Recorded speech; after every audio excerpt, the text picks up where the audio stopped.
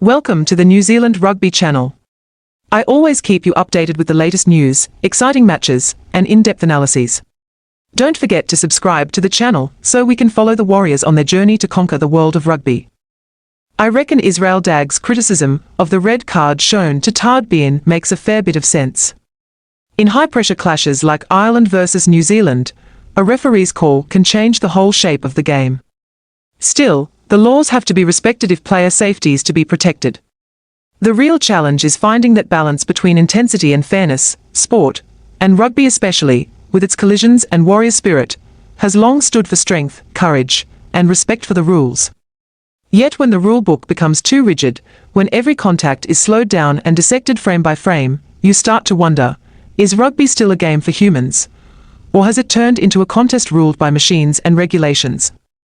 The Tadhg Beirne incident, his sending off after colliding with Beauden Barrett during the friendly against the All Blacks in Chicago, has sparked plenty of debate. And Israel Dagg's strong reaction, coming from a man who once wore the silver fern himself, has only added to the conversation. For a former All Black to speak out against a decision that actually benefited his own side shows both honesty and a deep care for the true spirit of rugby. Dagg didn't mince words, that red card's a joke.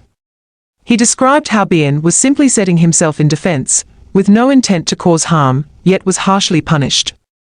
His words went beyond that one call, they were warning about the growing trend of over-legislating modern sport, where fear of error and the weight of technology make referees lose their natural feel for the game.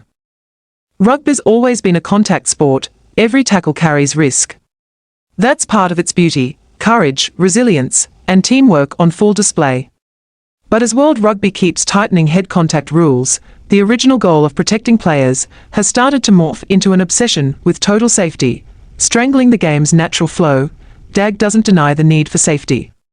As he said, a head knock should be a yellow, 10 minutes, fair enough. What frustrates him is the lack of flexibility and empathy from officials. Not every head contact is intentional or dangerous. In Beirne's case, he looked more like he was bracing for impact than attacking Barrett recklessly. That feeling of being hard done by reminds me of modern football, where VAR has become the ultimate judge. At first, technology was meant to bring fairness, now it often drains the emotion from the sport. Every goal or tackle gets frozen in time, checked, and rechecked. Rugby seems to be heading the same way, instinct giving way to cold, mechanical rule checking. What makes Dagg's view powerful is that it comes from someone who's been out there himself. As a former international, he knows what it's like to play under the glare of both referee and camera. Players now have to second-guess everything, tackle too high, lean in too hard, will I be sent off? It's hard to imagine how that feels, a sport built on instinct now forcing players to overthink every move. Dagg's right, it must be tough to play like that. You'd be pretty nervous about doing certain things. Rugby risks becoming a test of restraint rather than a show of bravery, the very opposite of what it stands for. I feel for players like Beirne, who've become victims of a system desperate to prove it's keeping everyone safe. In trying too hard to protect them, the game's stealing their freedom and the fans' enjoyment. A match remembered only for a red card, not for its brilliant passages of play, is a match that's failed emotionally. Perhaps the most striking part of Dagg's story wasn't his criticism of the ref, but what he shared about a chat at the airport. A casual fan told him, that's why people are walking away from rugby. A simple line, yet a wake-up call for the sport's future. When fans start feeling that games are too stop-start, that poor calls ruin the rhythm, they lose patience. Sport, at its heart, is a performance of emotion. Strip that emotion away, and no matter how perfect the laws are, the grandstands will slowly fall silent. I don't deny that safety matters, or that head injuries are serious.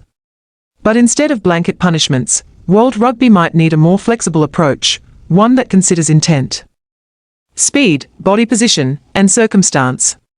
If we judge only by outcome, without understanding cause, the law itself becomes blind.